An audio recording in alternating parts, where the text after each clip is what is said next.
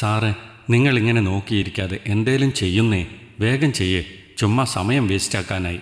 ഈ പാതിരാത്രി വീട്ടിൽ കൊച്ചിനെ ഉറക്കി കിടത്തിയിട്ടാ ഞാൻ വന്നേ. ഇത് കഴിഞ്ഞ് വേഗം തിരികെ പോണം.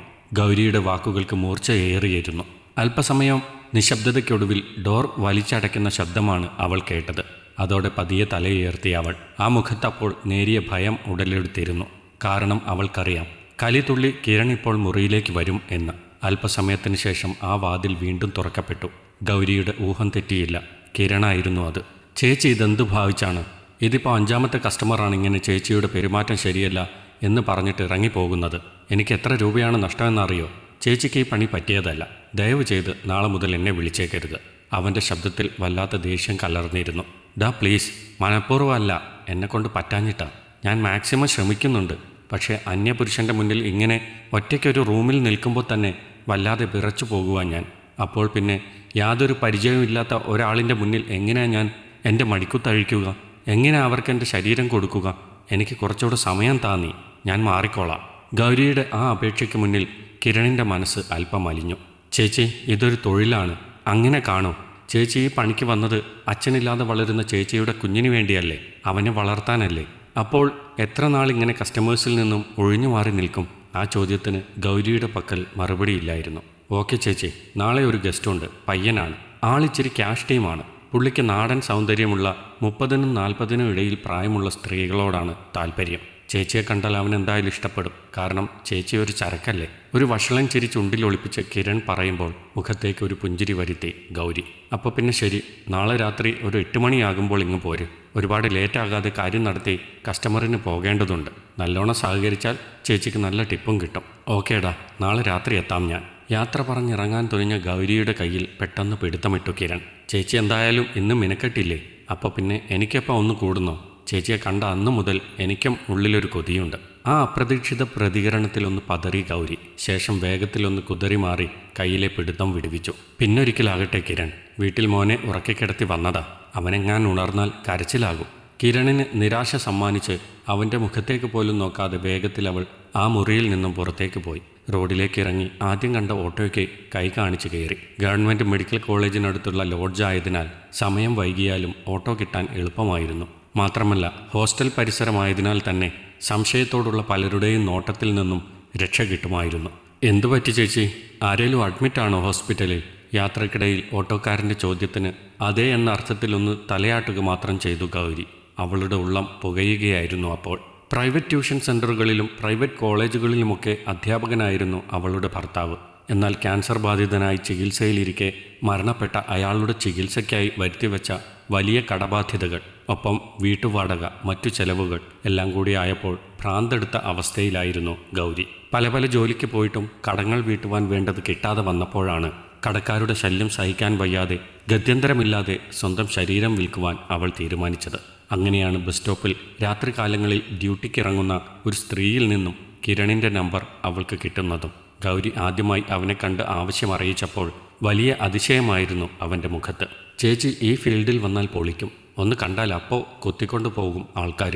ആവശ്യം പോലെ കാശ് കിട്ടും. കിരണിൻ്റെ കഴുകൻ കണ്ണുകൾ തൻ്റെ ഉടലിൽ ചൂഴ്ന്നിറങ്ങുന്നത് അറിഞ്ഞിട്ടും മൗനമായി നിന്നു ഗൗരി. ആദ്യത്തെ കസ്റ്റമർ കണ്ടപാടെ ആക്രാന്തത്തിൽ തൻ്റെ സ്വകാര്യ ഭാഗങ്ങളിൽ കയറി പിടിച്ചപ്പോൾ ചെകിടത്ത് ആഞ്ഞടിച്ചുകൊണ്ടാണ് അവൾ പ്രതികരിച്ചത്. ആദ്യത്തെ അനുഭവമായതിനാൽ പറ്റിപ്പോയതാണെന്ന് പറഞ്ഞ് വളരെയേറെ പണിപ്പെട്ടാണ് കിരൺ അന്നയാളെ ശാന്തനാക്കിയത്. പക്ഷേ പിന്നീട് അങ്ങോട്ട് എത്രയൊക്കെ മനസ്സിലുറച്ചു വീട്ടിൽ നിന്ന് ഇറങ്ങിയാലും അടച്ചിട്ട മുറിയിൽ അന്യപുരുഷൻ്റെ മുന്നിലെത്തുമ്പോൾ തന്നെ ഗൗരിയുടെ ശരീരം വിറ പൂണ്ടു തുടങ്ങും. ഒപ്പം മനസ്സിൽ വല്ലാത്തൊരു കുറ്റബോധവും. പിന്നെ എങ്ങനെയും അവിടെ നിന്ന് രക്ഷപ്പെടണം എന്ന ചിന്ത അവളെ കീഴടക്കും.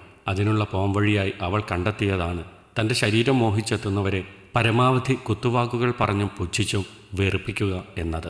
ഇതുവരെയും അത് വിജയിച്ചു. പക്ഷേ ഇനി എത്ര നാൾ ഇങ്ങനെ പോകും? ഓർക്കുമ്പോൾ വല്ലാത്ത വേവലാതി തോന്നി ഗൗരിക്ക്. ഓട്ടോ വീടിനരികിലെത്തിയപ്പോഴാണ് ഓർമ്മകളുടെ കടും പിടുത്തത്തിൽ നിന്നും അവൾ മുക്തയായത്. എത്ര രൂപയായി? ആ ചോദ്യത്തിന് മുന്നിൽ ആ ഓട്ടോക്കാരൻ ഒന്ന് പുഞ്ചിരിക്കുക മാത്രമാണ് ചെയ്തത്. ചേച്ചി സന്തോഷ് സാറിൻ്റെ വൈഫല്ലേ?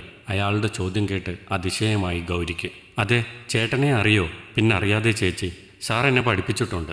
ഞങ്ങൾക്കൊക്കെ അത്രയേറെ പ്രിയപ്പെട്ട അധ്യാപകനായിരുന്നു. പക്ഷേ ജീവിക്കാൻ വിധിയില്ലാതെ പോയി അല്ലേ?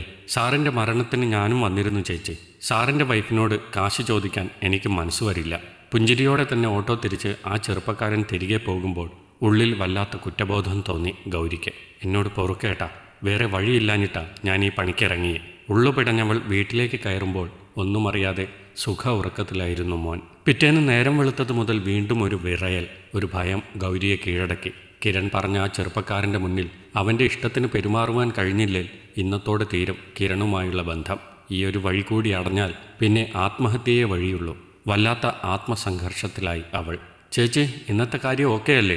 എൻ്റെ ഒരു വിലപിടിപ്പുള്ള കസ്റ്റമറാണ് ഇന്ന് ചേച്ചിയുടെ അടുത്ത് വരുന്നത്, അത് ഓർമ്മ വേണം. ഇടയ്ക്കിടയ്ക്ക് കിരൺ വിളിച്ച് ഓർമ്മിപ്പിക്കുക കൂടെ ചെയ്തതോടെ ആകെ വിഷമത്തിലായി ഗൗരി. ഒടുവിൽ പോകാൻ തന്നെ തീരുമാനിച്ചു അവൾ. മോനെ നേരത്തെ ഉറക്കി വീട് പൂട്ടി പറഞ്ഞ സമയത്ത് തന്നെ ലോഡ്ജിലെത്തി. ചേച്ചി ഓൺ ടൈം ആണല്ലോ, റൂമിലേക്ക് പോ, കക്ഷി ഇപ്പോൾ ഇങ്ങെത്തും. റിസപ്ഷനിൽ തന്നെ കാത്തുനിന്നിരുന്ന കിരണും അവളെ കണ്ട് ഏറെ സന്തോഷവാനായി. റൂമിലെത്തിയതോടെ തൻ്റെ നെഞ്ചിടിപ്പ് വർദ്ധിച്ചത് തിരിച്ചറിഞ്ഞു ഗൗരി. നാളെ രാവിലെ വാടക വാങ്ങാൻ വരുന്ന വീട്ടുടമയെ വെറും കൈയോടെ അയക്കേണ്ടി വന്നാൽ പിന്നെ താമസിക്കാൻ വേറെ വീട് നോക്കേണ്ടി വരും. അതിനുള്ള സാമ്പത്തികം ഇപ്പോൾ തനിക്കില്ല. എന്നാൽ ഇന്നത്തെ കസ്റ്റമർ തൃപ്തനായാൽ 2000 രൂപയാണ് കിരൺ പ്രതിഫലമായി പറഞ്ഞിട്ടുള്ളത്. മാത്രമല്ല കസ്റ്റമറുടെ കയ്യിൽ നിന്നും ടിപ്പ് കിട്ടാനും സാധ്യതയുണ്ട്. അതുകൊണ്ട് തന്നെ ഇന്നിനി പിന്മാറാൻ പറ്റില്ല. പിന്മാറിയാൽ നഷ്ടങ്ങളുടെ കാഠിന്യം കൂടും. മനസ്സിലെ ചിന്തകൾ ഉള്ളിൽ ധൈര്യം പകരുന്നത് തിരിച്ചറിഞ്ഞു അവൾ.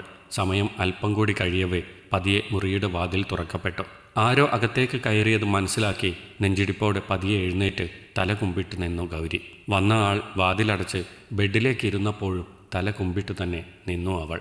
ഇയാളെന്തേ മുഖത്തേക്ക് പോലും നോക്കില്ലേ? ആ ഒരു ചോദ്യം ഗൗരി പ്രതീക്ഷിച്ചിരുന്നു.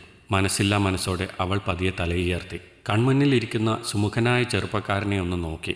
ഒറ്റനോട്ടത്തിൽ തന്നെ ആരെയും മയക്കാനുള്ള സൗന്ദര്യം ഉണ്ടായിരുന്നു അവന്. മനോഹരമായ പുഞ്ചിരി. കിരൺ പറഞ്ഞതുപോലെ ഇവനൊരു സ്പെഷ്യൽ ഗസ്റ്റ് തന്നെയാണെന്ന് ഒരു നിമിഷം മനസ്സിലോർത്തു അവൾ. എന്നാൽ ഗൗരിയെ കണ്ടപാടെ ആ ചെറുപ്പക്കാരൻ പതിയെ എഴുന്നേറ്റു. അവൻ്റെ മുഖത്ത് വിരിഞ്ഞു നിന്നിരുന്ന പുഞ്ചിരി പതിയെ മാഞ്ഞു. അല്പസമയം എന്തോ ഓർത്തു നിന്ന ശേഷം അവളുടെ അരികിലേക്ക് ചെന്നു അവൻ. നിങ്ങൾ സന്തോഷ് സാറിൻ്റെ വൈഫല്ലേ? ആ ചോദ്യം ഗൗരിയെ വല്ലാതെ നടുക്കി. അവൻ്റെ മുഖത്തേക്ക് നോക്കി നിൽക്കെ വല്ലാത്ത അസ്വസ്ഥത തോന്നിയേ അവൾക്ക്. തന്നെ തിരിച്ചറിഞ്ഞുവോ എന്ന പേടിയായിരുന്നു ആ മുഖത്ത് അപ്പോൾ. അതെ, അറച്ചറച്ചാണ് ഗൗരി മറുപടി നൽകിയത്. നിങ്ങളെങ്ങനെ ഇവിടെ ഈ സാഹചര്യത്തിൽ? അവൻ്റെ മുഖത്ത് വല്ലാത്ത ആശ്ചര്യമായിരുന്നു. ഏട്ടനെ എങ്ങനെ അറിയാം നിങ്ങൾക്ക്? വിറച്ചാണ് ഗൗരി ചോദിച്ചത്. ഞാൻ സാറിൻ്റെ സ്റ്റുഡൻ്റായിരുന്നു. പണ്ടെനിക്ക് വീട്ടിൽ വന്ന് സ്പെഷ്യൽ ക്ലാസ് എടുത്തു തന്നിരുന്നത് സാറാണ്. നിങ്ങളുടെ വിവാഹത്തിനൊക്കെ വന്നിട്ടുണ്ട് ഞാൻ. പക്ഷേ ഇപ്പോൾ നിങ്ങൾ എങ്ങനെയാണ് ഇവിടെ എത്തിയത്? സംശയത്തോടെ അവൻ നോക്കുമ്പോൾ ഗൗരിയുടെ മിഴികളിൽ നനവ് പടർന്നു തുടങ്ങിയിരുന്നു. അത് പിന്നെ അവളുടെ ശബ്ദം ഇടറുമ്പോൾ സംശയത്തോടെ തന്നെ നോക്കി നിന്നു അവൻ. പതിയെ നിറമിഴികളോടെ തൻ്റെ കഥ പറഞ്ഞു അവൾ. സന്തോഷ് സാറ് മരിച്ചുപോയോ? ആ വാർത്ത അവന് ഏറെ അവിശ്വസനീയമായിരുന്നു. ഗൗരി പറഞ്ഞതൊക്കെയും ഒരു നടുക്കത്തോടെ കേട്ടു നിന്നു അവൻ. ശേഷം അല്പസമയം നിശബ്ദനായി ബെഡിലേക്കിരുന്നു. ഞാൻ കുറച്ചുനാൾ മാത്രമേ നാട്ടിലുണ്ടായിരുന്നുള്ളൂ. ആ സമയമാണ് സാർ എന്നെ പഠിപ്പിച്ചിട്ടുള്ളത്. എനിക്ക് ഇത്രയേറെ ആത്മബന്ധം തോന്നിയ മറ്റൊരു അധ്യാപകനില്ല. പിന്നീട് ഞാൻ പഠിച്ചതൊക്കെ വിദേശത്താണ്. ഇപ്പോൾ നാട്ടിലേക്ക് എത്തിയിട്ടും അധികനാളായിട്ടില്ല. പഴയ ഫ്രണ്ട്സ്, ബന്ധങ്ങൾ എല്ലാം ഇപ്പോൾ വീണ്ടും പുതുക്കിയെടുക്കുന്നതേ ഉള്ളൂ.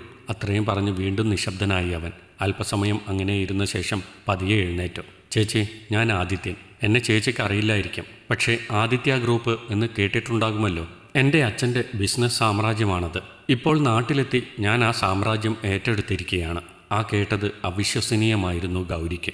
ആദിത്യ ഗ്രൂപ്പ് എന്നത് ടെക്സ്റ്റൈൽസ്, ജ്വല്ലറി, ധനകാര്യ സ്ഥാപനങ്ങൾ, ബസ്സുകൾ അങ്ങനെ തുടങ്ങി നാട്ടിലെ ഒരു പ്രമുഖ ബിസിനസ് ബ്രാൻഡായിരുന്നു. ആദിത്യ ഗ്രൂപ്പിൻ്റെ ധനകാര്യ സ്ഥാപനത്തിലാണ് അവൾ തൻ്റെ അവസാന സമ്പാദ്യമായ കമ്മലും പണയം വെച്ചിരുന്നത്. അതിൻ്റെ ഉടമസ്ഥനാണ് തനിക്ക് മുന്നിൽ നിൽക്കുന്നത് എന്നറിഞ്ഞതോടെ അന്താളിച്ചു നോക്കി നിന്നു അവൾ. അവളുടെ മുഖഭാവം കണ്ട് പുഞ്ചിരിച്ചു ആദിത്യൻ. ചേച്ചി ഇപ്പോൾ ഞെട്ടുന്നുണ്ടാകും. ഇത്രയും സാമ്പത്തിക ശേഷിയൊക്കെയുള്ള ഞാൻ എങ്ങനെ ഇവിടെ ഈ ലോഡ്ജിലെന്ന്? എനിക്കിഷ്ടം ഈ സെറ്റപ്പാണ് ചേച്ചി. വിദേശത്ത് വളർന്ന എനിക്ക് ഏറെ കൗതുകമാണ് ഈ നാടിനോടും നാടൻ പെൺകുട്ടികളോടും. ഇന്ന് സത്യത്തിൽ മനസ്സിലെ ഒരു വലിയ ആഗ്രഹം നിറവേറ്റാൻ വന്നതാണ് ഞാൻ. ഇവിടെ ഒരു തനി നാടൻ പെൺകുട്ടിയുമായി ഒരു ദിവസം. എന്തായാലും ചേച്ചിക്കൊപ്പം അത് പറ്റില്ല. കാരണം ചേച്ചിയെ കണ്ടപ്പോൾ തന്നെ എൻ്റെ മനസ്സിൽ സാറിൻ്റെ മുഖമാണ് തെളിയുന്നത്. സാരമില്ല, മറ്റൊരു ദിവസം മറ്റൊരാളെ കണ്ടെത്താം. അത്രയും പറഞ്ഞ് പതിയെ എഴുന്നേറ്റു അവൻ. മറുപടിയൊന്നും പറയാനില്ലാതെ നടുക്കത്തിൽ തന്നെയായിരുന്നു ഗൗരി അപ്പോഴും. അത് കണ്ടിട്ട് പതിയെ പോക്കറ്റിൽ നിന്നും തൻ്റെ ഒരു വിസിറ്റിംഗ് കാർഡ് കയ്യിലേക്കെടുത്തു ആദിത്യൻ.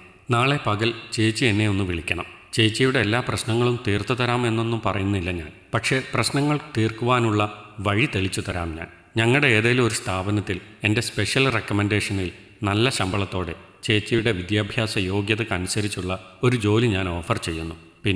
പിന്നെ തൽക്കാലത്തേക്ക് ഇപ്പോഴത്തെ എൻ്റെ സെറ്റപ്പിൽ ഞാനൊന്ന് വിളിച്ചു പറഞ്ഞാൽ അടങ്ങിയിരിക്കുന്ന പലിശക്കാരും വാടകക്കാരുമൊക്കെ ഉള്ളൂ ഈ സിറ്റിയിൽ. സോ ചേച്ചി ടെൻഷനെല്ലാം കളഞ്ഞ് ധൈര്യമായി വീട്ടിലേക്ക് പോയിക്കോളൂ. കേട്ടത് വിശ്വസിക്കാൻ കഴിയാതെ തുറിച്ചു നോക്കി നിൽക്കുന്ന ഗൗരിയുടെ കയ്യിലേക്ക് ആ കാർഡ് വെച്ചു കൊടുത്തു ആദിത്യൻ. അവളുടെ മിഴികൾ തുളുമ്പുന്നുണ്ടായിരുന്നു. അത് കണ്ടിട്ട് വീണ്ടും പുഞ്ചിരി തൂകി ആദിത്യൻ. ചേച്ചി, ഒരു റിക്വസ്റ്റ് ഉണ്ട്. ഇനി ചേച്ചി ഈ പണിക്ക് ഇറങ്ങരുത്. ചേച്ചിയെ ഇങ്ങനെ കാണാൻ ഞാൻ ആഗ്രഹിക്കുന്നില്ല. അതുകൊണ്ട് പറഞ്ഞതാണ്. ആ വാക്കുകൾ ഗൗരിയുടെ മനസ്സിലാണ് പതിഞ്ഞത്. ആദിത്യൻ്റെ മുന്നിൽ തൊഴുകൈയോടെ നിന്നു അവൾ. ദൈവമാണ് നിങ്ങളെ എൻ്റെ മുന്നിലേക്ക് അയച്ചത്. അല്ലെങ്കിൽ ഒരു പക്ഷേ എൻ്റെ ഏട്ടൻ്റെ ആത്മാവാകും. ഒരിക്കലും മറക്കില്ല ഞാൻ ഈ സഹായം. അവളുടെ നിറമിഴികൾ നോക്കി നിന്ന ശേഷം പതിയെ പുറത്തേക്ക് നടന്നു ആദിത്യൻ. സംഭവിച്ചതൊക്കെയും അപ്പോഴും വിശ്വസിക്കാൻ കഴിഞ്ഞിരുന്നില്ല ഗൗരിക്ക്. പതിയെ അവളും ആ മുറിക്ക് പുറത്തേക്കിറങ്ങി. വെപ്രാളത്തിൽ ഓടി വരുന്ന കിരണിനെ കാണാമായിരുന്നു അവൾക്ക്. എന്താ ചേച്ചി, എന്താ സംഭവിച്ചേ? സാറിനെയും ചേച്ചി പിണക്കി വിട്ടോ? വെപ്രാളത്തോടെയുള്ള അവൻ്റെ ചോദ്യങ്ങൾ അപ്പോൾ ഗൗരിയുടെ കാതുകളിൽ പതിഞ്ഞില്ല. മരിച്ചുപോയെങ്കിലും ഏട്ടൻ എനിക്കൊപ്പം തന്നെയുണ്ട്. ഉറച്ച വിശ്വാസത്തോടെ ആ ലോഡ്ജിൻ്റെ പടികളിറങ്ങി ഗൗരി. ഈ കഥ നിങ്ങൾക്കിഷ്ടമായെങ്കിൽ ലൈക്ക് ചെയ്യൂ. നിങ്ങളുടെ അഭിപ്രായങ്ങൾ കമൻ്റായി രേഖപ്പെടുത്തൂ. കൂടുതൽ കഥകൾ കേൾക്കാൻ ഈ ചാനൽ സബ്സ്ക്രൈബ് ചെയ്യൂ.